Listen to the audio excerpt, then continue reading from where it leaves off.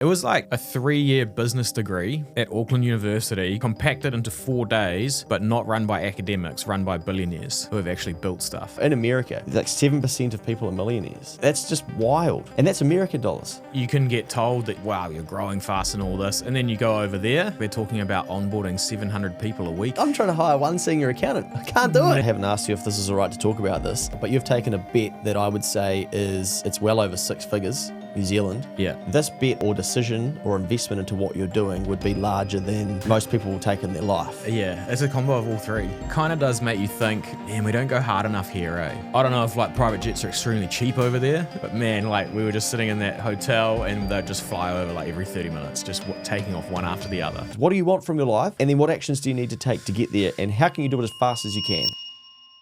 The Kiwi lads are back from the United States of America, and you're tuning in to another episode of the Keep the Change podcast. And today we're going to go through some of the lessons that we learned from being over there. Mikey, what's it been? Maybe 2-3 weeks since we landed back in the land of the long white housing Ponzi? Yeah. Good to be back? Yeah, it is good to be back, but man, I'm hungry for that heat, eh? Oh, the heat of Florida. Yeah. Well, they had a hurricane at the moment, didn't they? There's some rolling through the other side of the coast, but yeah, it looks like there's a fair bit of water and damage going on. Yeah, I feel like we've got a stack to get through, but before we do, for those who are tuning in and have no context, we went over to the Vault conference in America. So it was in Florida, run by Patrick Bet-David. There was a 280-page workbook that I continue to refer to and look at every couple of days. Now, what do you reckon the total spend was? 20 grand. 20 G's? Yeah. Yeah. So Yeah. 20 G's. 20 G's for 5 days. Yeah. 6 days. In and out, Yeah. massive sessions. And we had maybe 5 or 6 days over there. We did a podcast on every day if you want to go back and listen to the journey. But we're going to recap some of the lessons now that we've been back for a bit and had some time to reflect on what that trip has done for us. You want to kick us off, mate? You got more bloody... I've got pages of notes here, eh? And I've got like memories and notable moments. I've got business conference learnings. I have all sorts of shit here. And I think we can't start this off without mentioning Bobby, right? Oh, what a guy. I've listened back to that pod a couple of times and yeah, what a dude. It's like listening to a motivational speaker, eh? He's a legend. Yeah. Yeah. He's just probably Clued up. Very aware. Yeah, he's figured out the directions and stuff that he wants to go in, eh? So I think that was a pretty cool moment. I think, like, for context, we literally got off the plane. We did not try and adjust our sleep patterns, so we were, like, stuck in Florida at midnight, being like, it was like 3 o'clock at home in the afternoon. We're, like, so awake. So we went and had beers and dinner and just got this Uber, and Bobby pops in, and we take him to our hotel room and rip a pod. Yeah. It was so funny. Do you remember you were trying to... We didn't have the adapter by that stage, and so you were trying to bend the third piece on the PowerPoint. Yes. I'm like, bro, that ain't how it works. Yes. I was just trying to like modify my Yeah, modify everything the was New going Zealand. flat. But yeah, we recorded that off the old phone, but it's a ripper of a pod if you haven't listened. Bobby, I wonder what he's doing right now. I hope he's not doing what I think. Yeah. No, but I think a couple of like eye-opening things that this is the stuff that is, I reckon, healthy to get out of New Zealand for a bit. Not the business conference, just being in like another culture and seeing how things operate. I'm always very curious, and like I look around and try and see what gets done differently where I am now compared to home, and then what's good and what's bad. There is a shit ton of real estate. I mean, the size of the place is gigantic, and it kind of made me feel like, yeah, our property is not scarce. Yeah. But a lot of it was ugly as, eh? Yeah, Like for there's sure. a style over there that was just like, man, every building seemed ugly. I mean, there's the nice houses down on those waterways and stuff that we went to, and, you know, down in Fort Lauderdale on the Intercoastal and up by West Palm Beach there. But man, so much commercial real estate, the scale and size, and the car parks. Yeah, true. The infrastructure, you know, the roads, we were quite often on a 6-lane highway, 6 lanes each side, and traffic's flowing.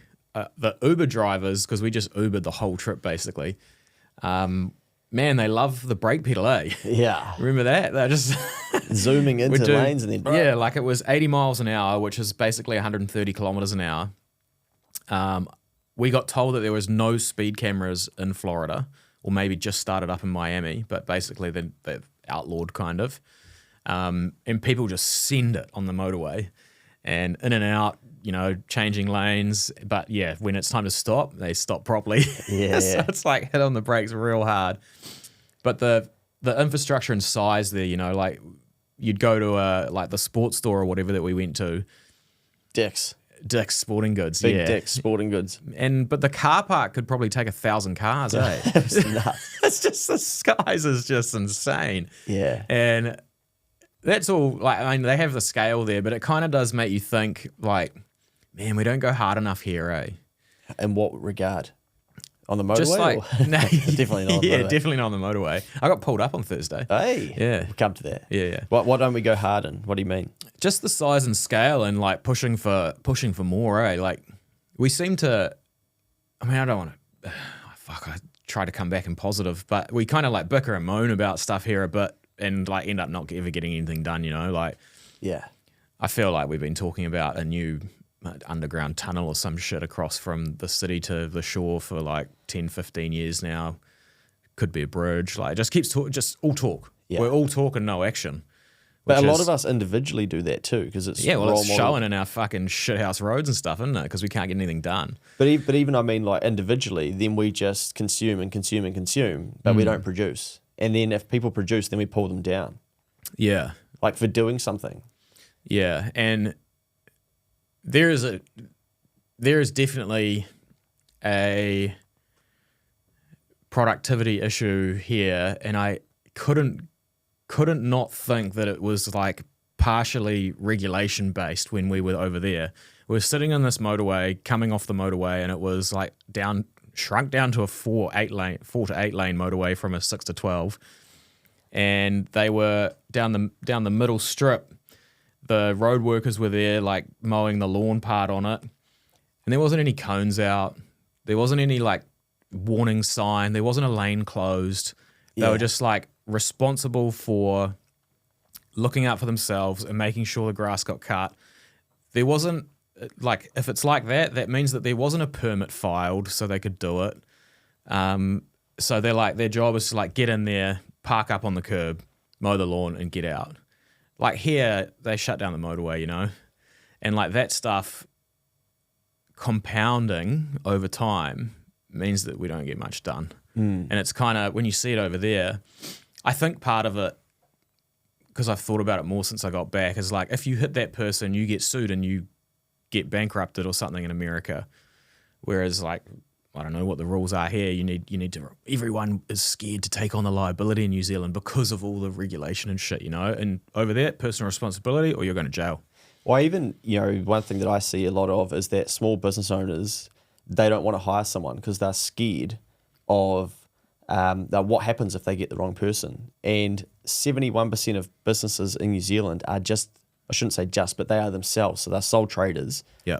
I think if we could dial that, you know, there would be a lot of people that sit in that group that want to hire, but they don't know how. They're scared. They are worried about, you know, how do we get rid of them if they're the wrong person and things. So I guess we see this play out across, you know, a lot of different, you know, areas. But the more people don't want to take action for unwarranted fears because of compliance and things like that, it just naturally dulls you down. And even recently, I think a third of sole traders in New Zealand have told Henry that they don't go past $60,000 worth of sales because they don't want to be registered for GST. Now, I had this conversation recently with a business owner, and they are frightened of having to then charge 15%. So people, because there's a limit put there, they go, oh, I'm not going to go past that because I don't want to have to be registered for GST. Then I've got to do GST returns. My prices have to change, etc. So it caps them. Man, that is just wild. But I think that's what New Zealand does to people. It's then, no, you need to go 80 Ks, but then you go 75 or you go 60. But then there's someone just like, well, it used to be 100. I'm going to go around them and just nail 100. But they're just moving the speed limits back. Let's not get into that because I know that you'll probably take us for half an hour. But I do think we have to be mindful of who put these limits on us. Yeah. And everywhere you go, look at what the limits are. You know, you go to Eden Park now. It's like, nah, mate, it's 71 minutes into the rugby. You can't have a beer. No, not you. No way. We stopped at the 70-minute mark. What the fuck? Well, how come? Who put that limit on that? But someone has designed that. And then we just have to accept them. But there are a lot of limits that get put on our lives that aren't actually real. And I think one of them is more the conditioning that Kiwi people get, that you can't do well and that you shouldn't be aiming for more. Because when you talk about consumption and putting the foot down and doing more, instantly there'll be people that are like, no, we're trying to go away from that. It should be minimalist. It's like, stop aiming for more. The growth thing doesn't work, etc. And so then they find these arguments to convince themselves that they don't need to do something more, which is, I believe, quite sad. It's sad. Yeah, I was just about to say it's sad. I get it. Like, okay, great. If you don't want to consume heaps of stuff, like, don't do it. But the problem is a lot of people that say you shouldn't consume a lot are consuming a lot in their life in some way, shape, or form. But then why don't you produce more or go and do something that you really care about and then preach from your pulpit that that's what other people should be doing? Yeah, there seems to be like a desire for communism in New Zealand, which is definitely not the case in Florida, man. It was, man, the freedom there. You can feel it, eh? I think it's so big that it would be impossible to control over there. Like the size and scale and the amount of people is just so, like, we're just like a little island, you know? Like if you stand at the right place in Auckland, you can see the water on the west coast and the east coast. Yeah. Like that's that part of there is the width of the intercoastal that we were sitting on having beers, you know? Like it's crazy. So, I think that's a good thing to remember, is that you can't really, and even people do this with Australia. We love comparing ourselves to Australia with pensions and all this different shit, and they get paid more, and it's without actually going and having a look, like, why? But also America is massive compared to New Zealand. So yeah, some of the lessons that I've taken back are more around like attitude and their thinking and data that they have and how they approach life, rather than just sort of thinking, well, it'd be fucking awesome if we had 8-lane highways here, because we're just not going to get to that. Nah, we're just not going to have it. A couple of other quick things were like the trucks, eh? Oh, so many. Like how many Teslas are on our roads here is the same percentage as how many people have trucks over there, like proper trucks, not like Toyota Hiluxes. These are like pickup trucks, big proper like American trucks. I thought that was pretty funny because they're just like everything's designed for it too. They're not slowing down. Private jets, the wealth. Yeah. I don't know if like private jets are extremely cheap over there, but I don't think they are. But man, like we were just sitting in that hotel and they'd just fly over like every 30 minutes, just taking off one after the other. Yeah. Just insane amounts of private jets. And getting in the KiwiSaver fund that suits you and your situation is key to making sure you're maximizing your investment. Generate are an award-winning KiwiSaver provider with a track record of long-term performance, and they can help you do exactly this. Their advisors can meet with you to talk about all your options when it comes to KiwiSaver to help you decide what's best for you. Too many people never get KiwiSaver advice, but not you. Go to generatekiwisaver.co.nz/change to book a no-obligation chat with a Generate advisor. A copy of the product disclosure statement is available at generatekiwisaver.co.nz. The issuer of the scheme is Generate Investment Management Limited, and of course, past performance does not guarantee future returns. Yeah, I think moving on from that stuff, like the business conference was, it actually, didn't carry in much expectation. I didn't really know what to expect, but it was very evident whatever expectation I took in on day one was completely blown out of the water because I did not expect it to be what it was. I thought we were going to get like, multiple speakers just ripping, our talks about, this is how I changed the restaurant industry. This is how I did this. Nah, you were going back to school. Yeah. And it was like it was like a 3-year business degree at Auckland University, compacted into 4 days, but not run by academics, run by billionaires who have actually built stuff. Let's be honest, they weren't all billionaires, mate. You can't. Nah, but the people that are very successful people that are practitioners, rather than teachers or like this should work. It's like this is what's worked. Yeah. And the book is basically like, here's your 280 pages of the things you need to get right to make sure you can do this as well. Yeah. And we're going to take you through it page by page, and if you walk out early like Mikey, we're going to call you out. Just super grunty, eh?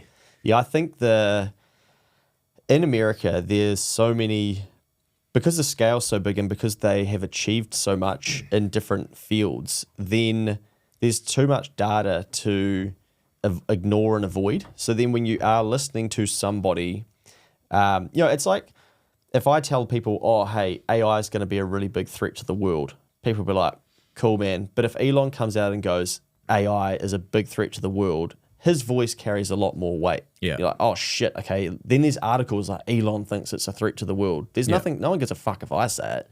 But when you have successful people telling you, hey, this is what you need to do, this is what works, we've tested this, etc., then you're like, okay, shit, you're writing it down and you consume it differently because they've achieved it, and I think it carries a different weight. Now, in America, I think I read the other day that like 7% of people are millionaires. That's just wild. But and that's American dollars. Yeah, you know? that's proper millionaire. Yeah, and I think 1.5% of the world have over $1 million of wealth. Yeah. In America, it's higher. So they rate higher compared to the rest of the world. So that means that there's more people that you can get access to that are doing things. And then the more you see it, the more it becomes realistic. Now, I think one of my good examples to work this through is Brian Moncada, for instance, who hires 13 people to help businesses run YouTube ads. Yeah. That's it. That's what the business is. Oh, you should be running YouTube marketing. We'll help you record the ads. We'll script them. We'll help you film them, etc. I'm not saying that that's like not a good business, but 13 people are employed to do that. And probably some granty revenue numbers. In New Zealand, we're still like, oh, no, I haven't downloaded YouTube. I'm not paying for premium. Oh, like, nah, that's not a... And we can't see these opportunities because other people aren't doing it around us for us to go, oh, holy shit. And that's why I think we need more... Like, Kiwi people need to stop looking around themselves at work and in small ponds and have a look at what other people are doing internationally and go, oh, there's no reason why I can't be doing that. Or why haven't I explored YouTube ads, for instance? Or why haven't I hired my first person? If they can hire 13 people to run YouTube ads, what's possible for me? And I think that's what I liked about the scale is there were so many people doing and achieving things in different areas that it makes it hard to be like, it's all fucked. It's all downhill from here. You can't get ahead anymore. You don't understand. All of that shit just gets blown out of your paradigm because someone is standing there going like, oh, no, sorry. Like, I've done that. Yeah. And so then you have to start getting rid of the shit that doesn't serve you well. Yeah, it's interesting, eh? I wonder how you change that. Yeah, well, I do think we need more people in New Zealand telling stories of success. And this is why we're probably so far behind countries like America because people don't want to. You know, they're too scared of what people are like. You're just going to get attacked. But there's also, I think we need like more micro wins. So show people there's things that they can do. So I have been doing heaps of content recently around how to reduce your cost of living via renting out your property, getting a border, all the stuff that we normally talk about. But if people then get a win, they realize like, oh, I'm back in control here. And I think the narrative in America seems to be, I'm in control of my destiny. Yeah, they get it trained into them over there, eh? Yeah, here I don't think, like we've got to retrain people to be like, oh no, like you can still do well. Like you can still get ahead. Oh, you can build up wealth if you want to. You can help a lot of people. Oh, you can earn money and donate a lot of money. People are like, what? No, you can't. Because they're being trained that they're not as in control as what I believe they actually are. Yeah.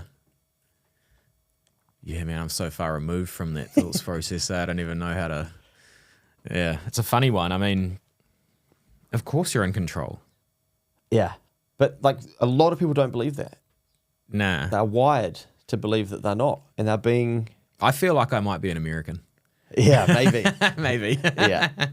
Yeah. Living in New Zealand. Yeah. Nah. A couple of things that I've come back and like put into like action straight away was you just need to do better. You do? Yeah. Yeah.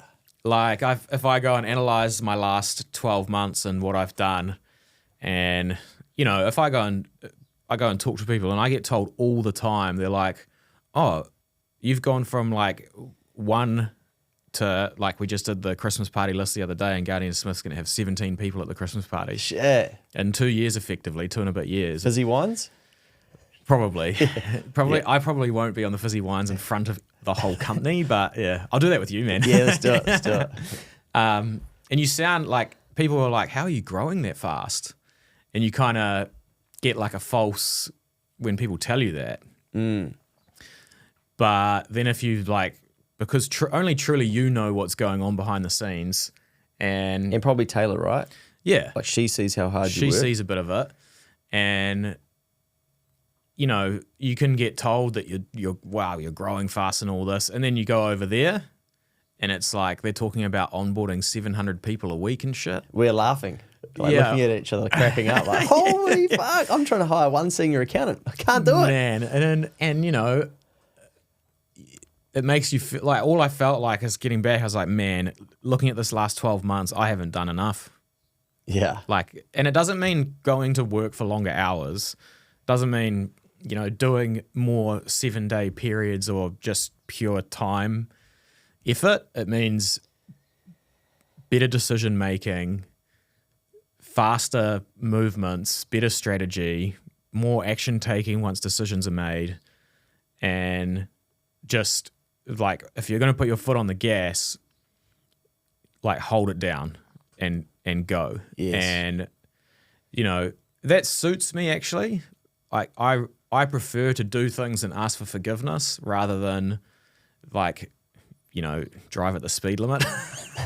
If you get what I mean, like you push it to the, and then you'll apologize when you find out that and actually you're not supposed to do that. Yeah, that sounds bad, but I think even me, who people think I'm a bit loose, even me going over there is like, oh, I do carry this like New Zealand culture thing in me about being nervous to take certain moves. Yeah.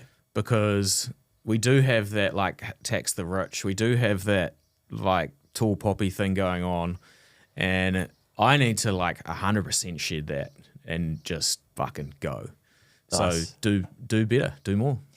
Because the market is so big over there, it would be hard not to put your foot down harder, I think is the conclusion I came to. So you're in an industry where there's a lot of opportunity, right? Mortgages, because you can win market share off of other people. Yeah. Same for me, like accounting. Yeah. And in America, that's just on 10x. And I think I might have mentioned this on some of the day, well, it might be 100x, but I mentioned on one of the day's pods where I study a coach who teaches accounting practices. And one of what their teachings is, oh, no, just niche down into one area. So just do dental accounting in America. And they go on to make millions of profit. Yeah. Because they just hone it. And you probably can't really do that. But because the scale is so big, once you get something that works, then you go, shit, there's a lot of opportunity. Where I think a lot of people in New Zealand, unfortunately, it just comes back to property. We go, oh, I just need to make enough to have the house that I want, to pay my rent, to pay my mortgage or whatever. A lot of the people in business over there or having a crack at things seem to be going for scale. And one of the examples that really stood out to me was they're running this conference, right? And it grew at 113% from year 4 to year 5. So 113% per year? Nah, I think it was just from last year. I don't think they're doing that every year. Maybe yeah, they not. are. They've doubled it every year. Oh, Jesus. Yeah. So then they go and hire someone from the WWE. Yep. Which is one of the biggest entertainers in time, in history, in America. And they hire them and they say, well, your job is to help us find venues and make sure we get the venues right and run the event and put on a spectacular event. Yeah. In New Zealand, you have to figure that shit out for yourself. Yeah. You can't afford to hire an events person. You can when you start scaling, when you're a size of 0 and things like that. And there are those jobs.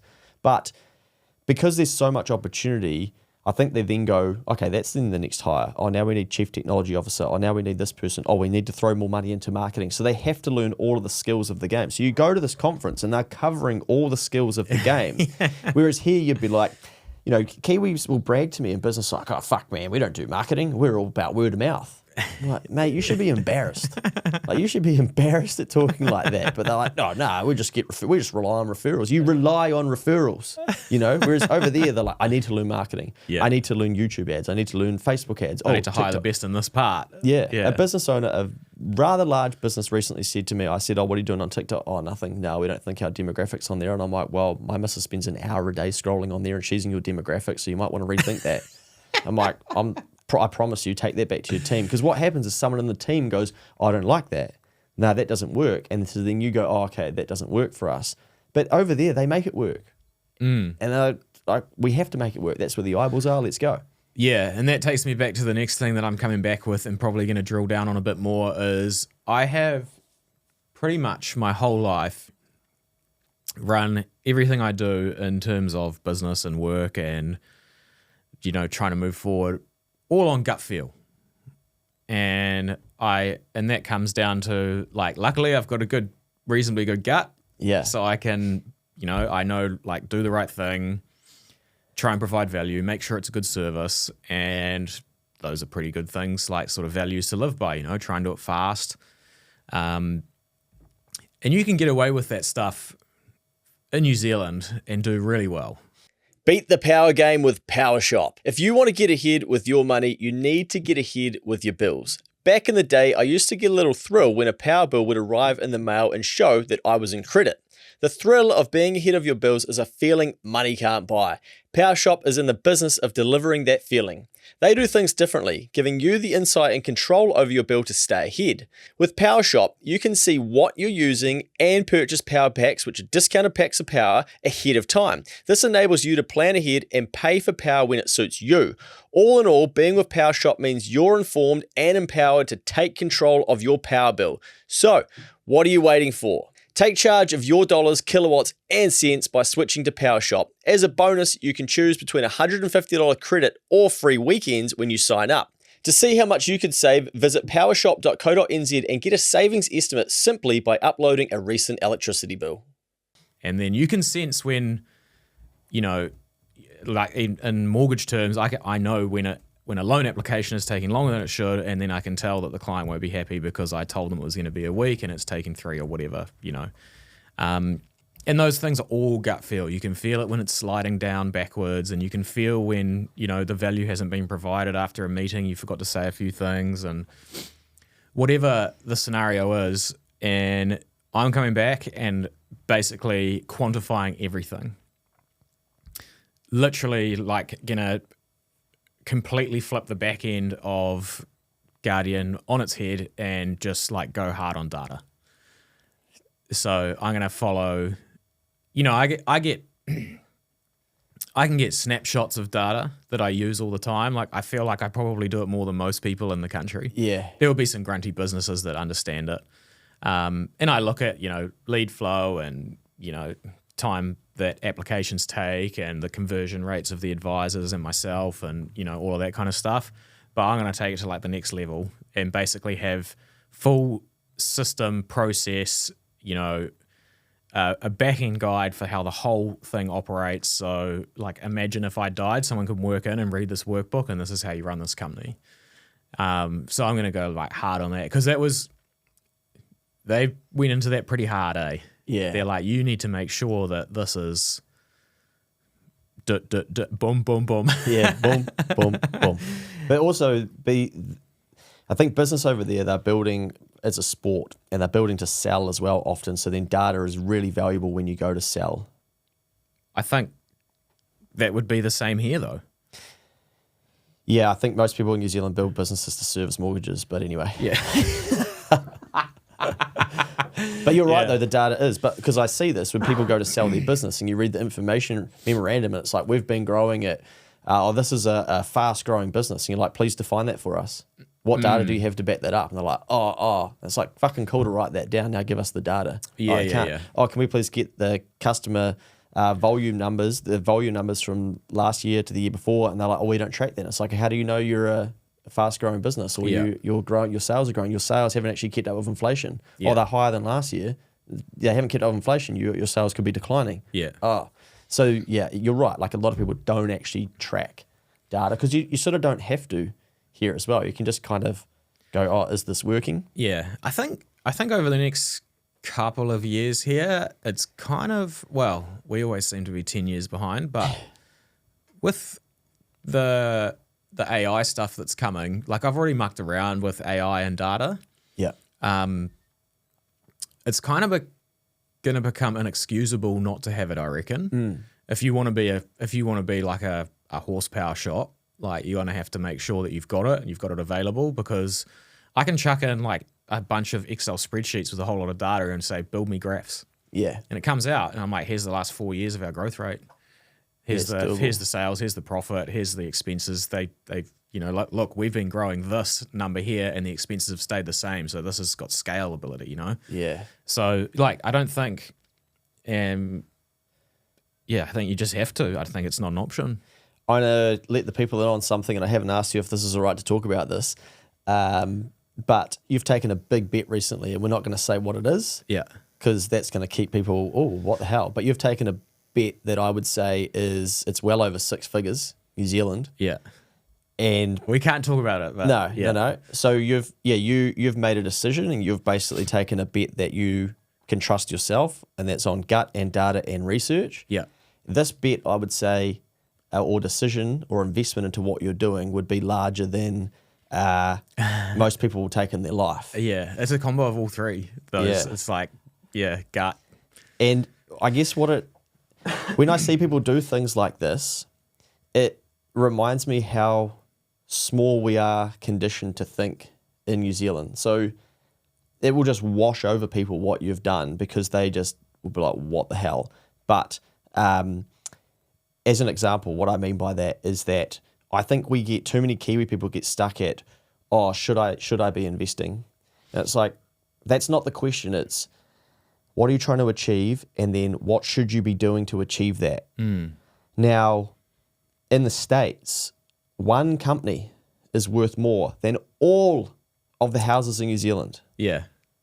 One company alone. There's 5 companies. If you could search the top 5 companies in the world, they are worth more than every single house in New Zealand. Yeah.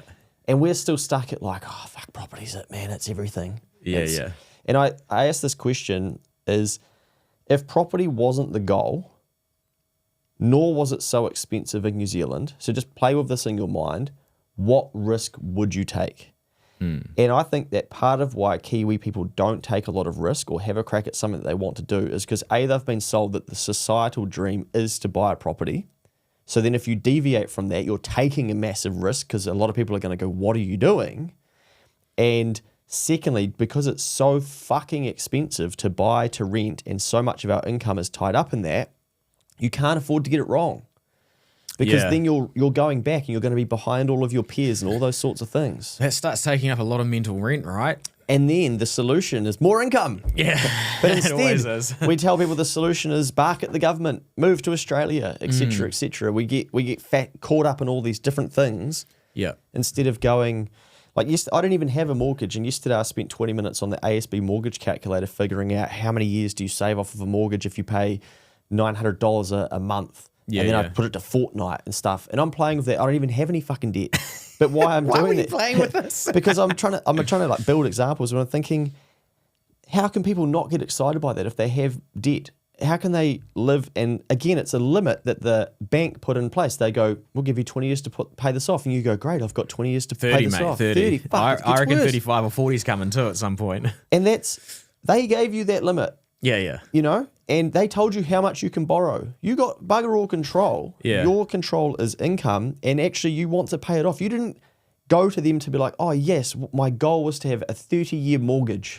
Your goal is to probably have somewhere to live in a mortgage-free Man, I've been property. saying this for years. You're right. It doesn't. But I think it doesn't feeds hurt. in well. But if people then can see that if they can increase their income or take more risk and do more things and then clear some debt, then they can have a completely different life. You should find things that you care about to then want to take the right actions to speed up the growth, whether it's paying down a property or whatever. So it's not just like, what house should I buy? What should I be investing? It's what do you want from your life?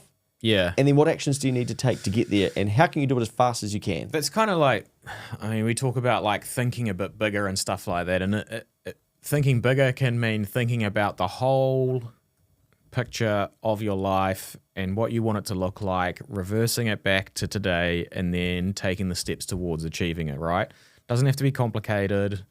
I think one thing that this book and this conference did real well, and you brushed over like a large bet that I'm about to make, there was basically, the book was kind of split up into 5 sectors, and at the end of every, excuse me, at the end of every sector, there was a page that said limits and opportunity. Oh, what did it say? Leaks and opportunities. Yeah.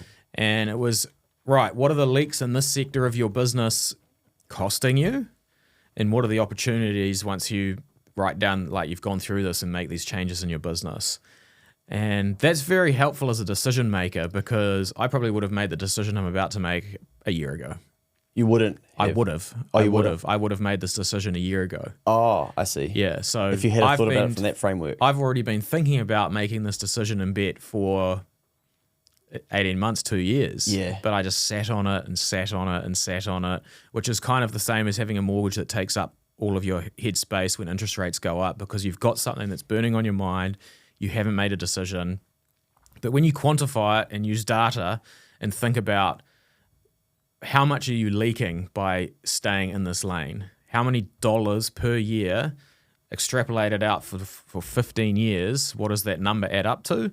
And you're like, that's costing me a fair bit. Then you go to the opportunity of the end result after you've made the decision, and you're like, I would be $20 million better off in 15 years. And that is kind of like increasing your repayments on your mortgage. It's very hard.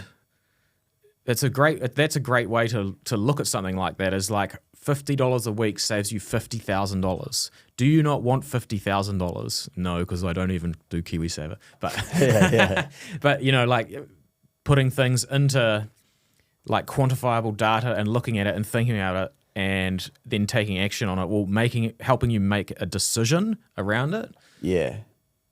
Even it could be that you've got skills that you could be earning money for, but you're sitting there and you're not putting yourself out there to do it. And I always use the example of cleaning Nancy's gutters, in the cul-de-sac. Nancy? Yeah, you can see them every time. Now, you should then look at that differently and go, that's a leak, and it's also an opportunity. So what is that costing you by looking at it every time and not knocking on Nancy's door and saying, hey, Pelosi, can I please get on and your stocks. Can I please get on your roof and clean your gutters? And it's $250 that Nancy would have paid you.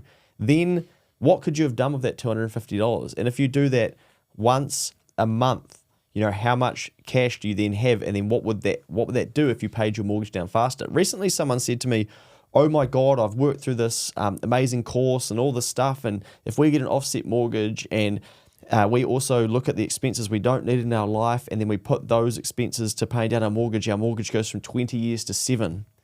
I'm like, awesome. That's fundamentals in my mind. Yeah. But that's a breakthrough for somebody else, right? Which is great, though. That's step one. Yeah, and getting to the point of realizing, oh shit, okay, there's a different way to do this. It's not just the limits that the bank put in place. Here you go, of course you can have the property and it's 20 years. Yeah. And then you live to that.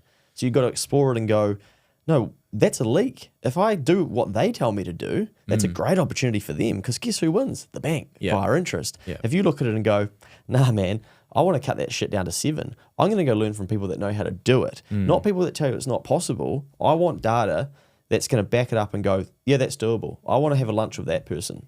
Yep. Yeah. Man, and once you cross that chasm into making your own decisions around that stuff and having no limits apart from what you choose your limits to be, or power time. Too many of us signed up to a KiwiSaver plan without much thought. And signing up is great, but if you've never got advice before, you could be missing out. Your KiwiSaver account could become one of your biggest assets over your lifetime. That's why getting expert advice early and ensuring you're in the right fund is so worthwhile. Generate have a team of KiwiSaver advisors available to help. Head to generatekiwisaver.co.nz/change to book a no obligation meeting. They can even come to you. A copy of the product disclosure statement is available at generatekiwisaver.co.nz. The issuer of the scheme is Generate Investment Management Limited, and of course, past performance does not guarantee future returns.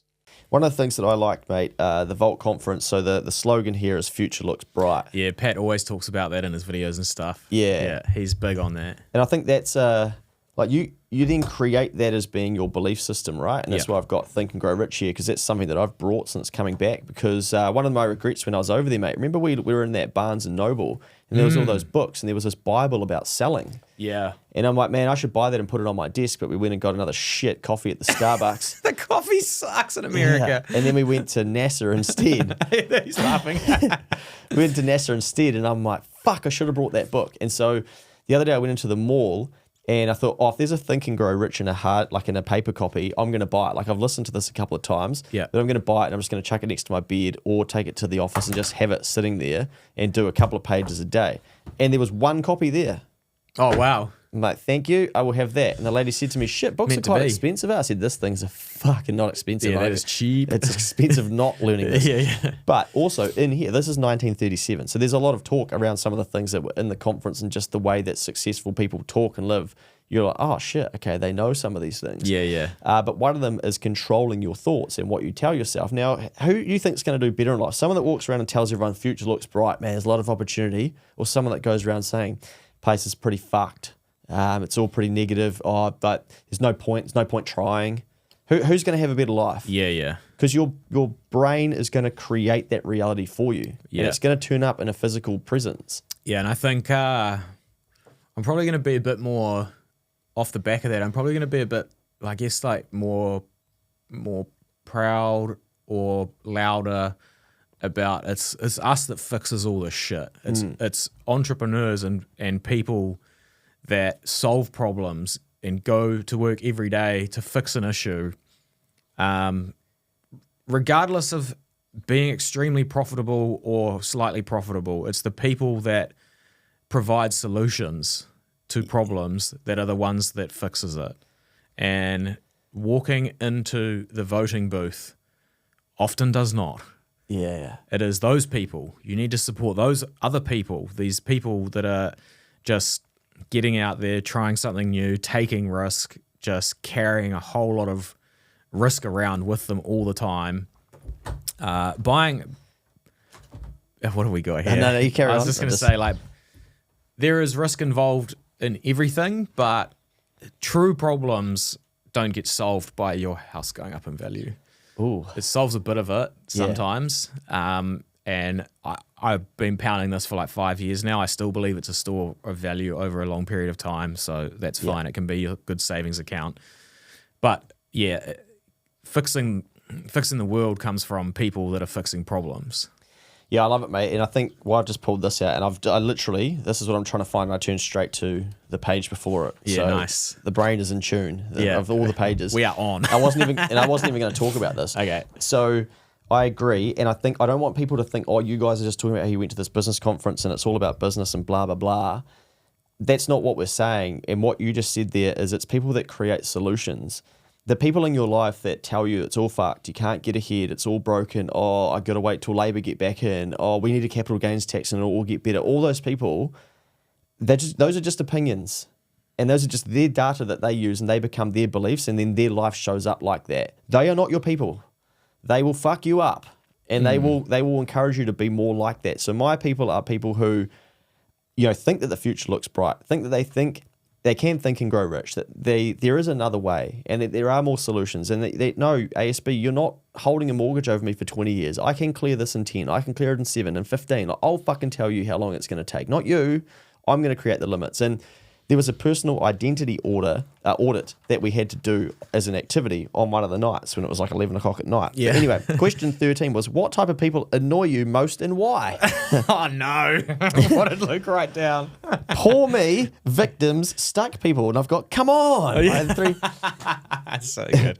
But like you say, it's the people who actually want to win and succeed and find solutions. They are going to be the people. You just take this back to everything. If you've got my dad used to always, if there were people stuck on the side of the road, he would always stop and be like, kids, we have to help. We have to help if we can. Yeah. And we would stop and we would do that whilst other people would drive past. Now, if you are stuck on the side of the road and can't change a tyre, who would you rather stop? Someone that says, mate, I can help you with that. I know what you need to do. Oh, I've even done one of those before. Or someone to pull over and go, oh, your tyre's fucked. Oh, you shouldn't have brought that car, you fucking idiot. Told you, you should have moved to Australia. They don't even have those over there. Who do you want to be around? Yeah. Oh, cheers, Daryl, for stopping to be a fuckwit. That's not going to help me. And so we know that that's accurate and works, but then we stop applying it to different areas of our life as soon as it gets too hard. As soon as property's too expensive, as soon as the cost of living comes here, it's like, oh, I'm out of control of that. So instead of getting around people that can help me, nah, I'm gonna hang with the crowd that say, oh yeah, it is real unfair. This is bullshit. You know, who created? Oh no, it was Luxon. No, it was John Key before that. No, actually, it was Jacinda, etc. Cool. They have all those conversations around the barbecue, and they go home and their lives are still miserable. If you find the one person at the barbecue that's like, yeah, shit, I figured that out, so here's what we've been doing, or here's the solutions we've done. Did you know about this Airbnb thing? Oh shit, did you know about, how all the wealthy people have all the money? If you go and transact with them, you can get a little bit back. Fucking mind blowing. Didn't know that before inflation. Didn't have to care about it. Now I do. Unbelievable. You should see the other opportunities we've got. You're gonna be like, holy shit, what am I not doing? I need more of that. And I think that's what going to America did for me, is just seeing more people doing shit. And they're not talking about recessions and how tough it is. And there was no one saying, oh, hey, guys, America's a shithole. You should fucking move to Mexico. Or you should move to bloody China or Europe. Nah. They're like, this is the greatest nation. Yeah, Massive flags up everywhere, full patriot. Yeah. So, I just went, I got fired up there for a second. Nah, it's good, man. I love it. I guess I've come back excited, and I think I really liked the future looks bright type thing and the outlook. And I think we need more people talking about that, because a lot of people don't believe that right now, but they're going to live into what other people are telling them. You have to be real careful with your family, your friends, your workmates and stuff. If they're bringing you negative shit, like I've had a couple of conversations since I've come back. I'm like, hey, there's not much growth happening there, eh? Like you need to be real careful of that, because these conversations we're having are quite often negative and they're not growth based. And I'm like, it's going to impact your life, going to impact mine. So we're going to have to be mindful of this, eh? And just being braver to actually have those conversations. Yeah, man. And all of this, like where this leads to is probably for a lot of people like a bit more learning and a bit more taking action, and it's hard, eh? Action. Oh yeah, It's hard. It's Sunday. It's 5 hours today. Yeah, but like I'd rather be at the mall buying worthless shit that I don't need. But like learning has a cost. It has a price. It might not be dollar terms. Like we paid dollars for this conference, but it has a price. Like learning can be making a mistake, making the wrong decision, all sorts of things. But man, you have to just, like, there is no easy without hard. I always say this, and you have to choose the hard. The hard is better. Yeah, Because you don't get the future looks bright. You don't get the bright future on the easy road. Nah. And yeah, just embrace it. The Rock was massive for that, eh? He was just like, yeah, there's a price to learning. Yeah, There's a cost. It's hard. Yeah, and then the opportunity cost of not doing it is you become one of those people in that crowd, and it's real comfy down there. It's real easy to be down there, because you're right. Like everyone's going to validate you. Yeah, man, it is real hard at the moment. Yeah, man, the country's going backwards. Oh, we're in an engineered recession. It's crazy that the economy's going back. They told us 2 years ago, but yeah, it's all fuck. I can't believe it. And then you're just going to live there. Yeah. But then what? Nothing really happens for you. Something that's been big for me, mate, is like how big they were on taking your partner along the journey. And sometimes for poor old Taz, like I think I am just charging along, and I sort of leave her behind a little bit of, what I'm up to. And this sort of leads into I reckon I'm better at that than you, eh? probably, yeah. I've made it pretty clear with Taylor. She's So- on board. I went back and revisited my vision board from 2021 that I put together, because I'd been doing a massive exercise through COVID, and had these different places, and lo and behold, The Rock's on there. I thought, holy shit, man, The Rock was at the conference. It's so good, eh? Yeah, it was epic. How crazy is that? And I didn't get the tickets because The Rock was going to be there. He So it's wasn't all- even announced. Yeah, true. Yeah, Yeah. true. Yeah. So like it wasn't, but that is pretty cool. Yeah, so he's top right, and that for me is about hard work and being the hardest worker in the room, and look what's possible, and look, he's gone from broke to whatnot, and I really like him and his entertaining style, and just how diverse he can be across different skill sets and stuff, and so that's what he represents for me, and then we get to sit there and listen to him speak in live. Yeah. Fucking awesome. But I'd forgotten that he was on there, but also I'd put a view on there that we would like to have, and our view is now better than that. Yeah, it's that's crazy. mean, eh? And in 2021, there was no way that I was affording that view. Yeah. But in 2024, we now have it, and so anyway, I'm like, I need to refine this, and I need to put my 2024 thinking on it and into the future. Yep. And then I need to print it off, and I need to have it in front of me, because it's just sort of been buried. And so I don't have a printer. So I'm like to Taz, hey, do you have a printer?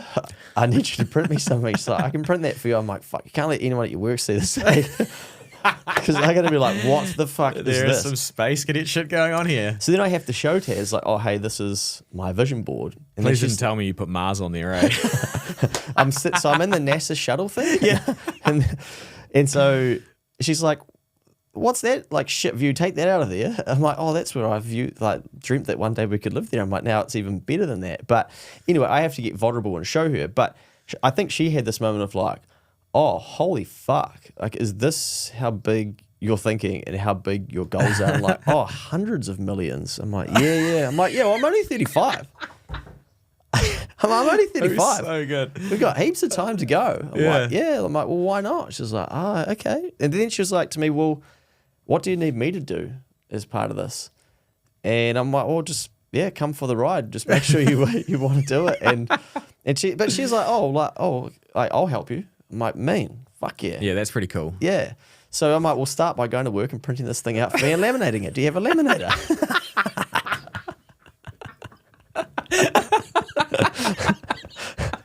That's good. Down to business. But she hasn't done that yet. No. One of my goals is to help 100,000 Kiwis improve their financial literacy and in turn help create a better New Zealand. Generate has a very similar goal to educate and empower Kiwis to make smart KiwiSaver decisions so more of us can be better off at retirement. That's why I'm stoked to have them on board as sponsors. Together, we can reach more people and make this goal a reality. If you've never got KiwiSaver advice before, book a no obligation chat with a Generate advisor at generatekiwisaver.co.nz/change. They'll even put you in the draw to win 5k worth of vouchers just for having a chat, whether or not you decide to sign up. T's and C's on that webpage. A copy of the product disclosure statement is available at generatekiwisaver.co.nz. The issuer of the scheme is Generate Investment Management Limited, and of course, past performance does not guarantee future returns. But I'm very lucky to have someone in my life that I can be like that with. But what this comes back to is also in this that we're talking about, don't have one-off big conversations in your family. These should be repetitive conversations. It's like, hey, this is where we're going as a family, and we can, you don't, and it's like individually, I think Kiwi people wait till the 1st of January. It's like, oh yeah, like what's your resolution and all this shit. And yeah, that's a funny one. Bill, and like someone that I spend a bit of time with, he says that he every night they take a moment with their daughters. It's like dinner at the table, old school styles, and it's like, righto, girls, you go first. What are you grateful for today? And that's a practice, and that's something that they'll probably carry on through their families, and they're going to grow up in a worldview of gratitude, which is a phenomenal place to be, rather than worry and thinking scarce and less and things like that. So anyway, I knew that I had to get back into the visualization and the vision board type thing and plant some more of those reminders. So as an example, I have this just sitting in my bathroom. So every morning when I go in there, I see this and it reminds me. And even Taz said to me, she was like, oh, holy shit, like we should probably keep this out. We should probably keep this out on the coffee table, eh? Yeah. And so then because it's there, it's in front of me, I'll then flick through and okay, make a couple extra notes. Yeah. And so I'm keeping it front of mind. It's so funny, eh? Like no matter where I go, I always take my phone and my iPad. Yeah. My iPad's like, because for note taking and stuff like that. But now I'm taking the book. Oh, wow. Yeah, so like in the car in the morning, take the Vault book. So I think why I want to highlight that as well is that people will laugh at the fact that you've spent, because you've paid for this, and for me too, $20,000 to go to something like this. And it's like, there'll be people that believe, it's a rip-off, etc. And you've been scammed. It's a fucking, it's a big pyramid scheme. Oh, it's personal development. It's never ending. Like there's all these different thoughts, right? But when you are already pretty sweet and you're trying to get better, you realize that it's the tiny lessons like, I do need to sort my vision board thing back out. Yeah. These are some, I need to talk like this. I need to do this. I need to reach out to that person. I need to think differently. Those are the things that turn the $20,000 into $200,000. Yeah. The person who thinks that they should make the $20,000 back straight away, they're thinking, well, what did you learn there that you can how do you know you're going to get your money back? Show me how to get it back. Yeah. Because they don't want to understand, no, it's an investment into yourself to then take action. And like you said before, it's hard. So therefore, they don't actually believe in themselves that they will do it. And so it will be a waste of money for them. So then they want to tell you that that's a waste of money. Yeah. Frank the Tank by the pool, I can't remember what he said. It was something about like, oh, you guys will be able to know what to do with something in the future Yeah, when something comes up. we were explaining to him there was heaps of things that didn't apply to us in there. Yeah. And that was like the end of our thinking. And he said, oh, that's good. Now you'll know what to do when it comes up. Yeah. And we're like, oh, like Yeah. bang, padlock, unlocked. And like since then, I can't get out of my brain like, you know, it would be, you know, if Guardian Smith was a $50 million company today and I was ready to sell it, right? I'm done. I'm 60 years old or whatever the story is.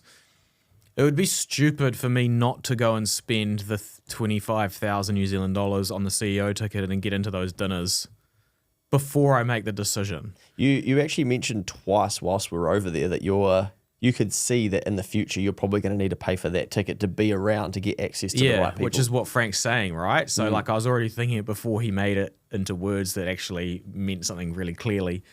And it's just like that's a lesson. Yeah. That's worth 20 grand to know that instead of going to a business broker here saying I'm ready to sell, I'm retiring. It's like, no, go to Florida, sit down with 25,000 people, be at the front row and sit next to these guys with like $100, $200 million companies, have the dinners with them, have the conversations, put a 2-year plan in place. That's worth 20 grand to me. I think as well, mate, it's a good example for those people who still haven't brought their first stock, who haven't brought a book to learn from it because it's $30 and it's a waste of money and I'm going to get it free on fucking Audible or Spotify and stuff. Imagine you're investing $20,000 to go to learn. Imagine putting yourself in the shoes to do that. I paid for an Auckland uni degree for 6 days. Yeah. Yeah. Bang. Since we've come back, mate, I've already booked to go to Bali to go and learn in an environment a lot different to this environment, but the dates aren't even out. And they're like, oh, you can secure a spot because they're going to be more expensive next year. I'm like, that could be a sales tactic. I don't even care, but I'm going to pay the money right now so that I commit to it. So I drag 5 rack out of my savings and I buy the tickets. I don't know when it is. I don't know what the flights are going to cost me, what the accommodation, nothing. I'm like, I'll be there. I'll be there at some stage. So I'm making a commitment to myself. Now, people are like, oh, shit, what share should I buy into? Imagine dragging 5 grand out of your savings and going, fuck, I'm going to go to that next year and I don't even know when it is, et cetera, et cetera. How much you have to understand investing and taking action yourself to turn that into a return. Yeah, a lot further down but hopefully it inspires some people to go, man, I am thinking too small. Why am I stuck at, is it the warehouse or is it main freight or is it which is the ETF or is it Hatch, is it Sharesies? Yeah. 20 grand to go to America, 5 grand to go to Bali, don't even know when it is, what the dates, if the dates are even going to work. Yeah, there's levels to this, eh? Definitely. Yeah. And I think too many people are wanting to invest in shit where they still then don't actually have to do anything. But the biggest investment you'll make, and this talked about it a lot there too, was continuing to invest into yourself. Yeah, stop trying to make money while you sleep and when you haven't even made money while you're awake yet. Oh, baby. That's good. That's a grunty one, eh? Should we finish? Yeah, probably should. Hey, a couple of things to wrap up, mate, because otherwise we will be... I probably just come back, like I'm more confident in myself, what I've been doing, where I'm going, like a lot of validation with... a lot of the shit they were talking about, we're like... Good direction, eh? Yeah, we're like, we know this stuff. Yeah. This is cool. We're on the right path. We've done hours of research and stuff to learn it. And there are people with different takeaways than us, and we're thinking, that's a pretty simple takeaway, but that's just... everyone's picking up something different. I want to be more bullish and make more offers. So I've got it written on my window. So when I walk into the office by my desk, it says every day and there's something underneath it. So that's a reminder for me. Nice. I should be putting an offer into the market every single day. Now, if you think, if I do that for 365 years, do you think my sales will increase?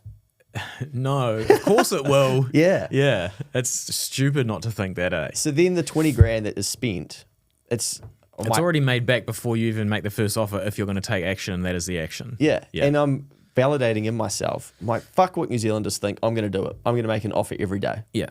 And sweet. That was, they wouldn't care over there. So why do I care here? Yeah. We went to a conference where there was $50 million worth of US sales. And at the end, they still said, would you like to buy an hour of our time? It's $40,000 US. Would you like to join this mastermind? And there was a 10-minute sales pitch at the end of it. And people were like, yep, great. I'll sign up to that. Oh, cool. And no one's like, no, fucking, they're selling me something again. But in New Zealand, and even, I think I've been repeating this a heap of times, those 23-year-old kids that were learning sales and solar so that they could then make good money, set themselves up well, but then also take those sales skills into a different industry.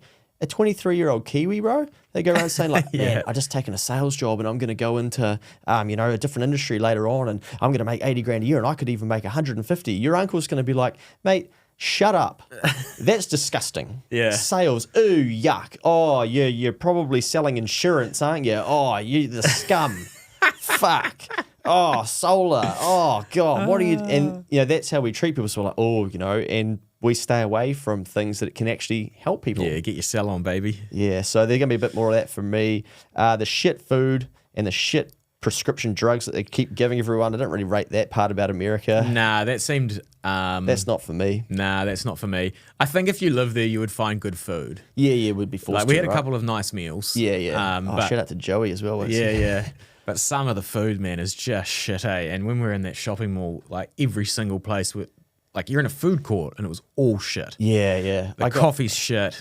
Yeah, it's just shit. Yeah, I got like halfway through my meal and I'm just like, nah, man. Like, This is just I'm dog in the shit. bin. Yeah. Yeah, it was yuck. So I didn't like that. And then, they said that the only place that you're allowed to advertise for medicine and drugs and stuff is the USA and New Zealand.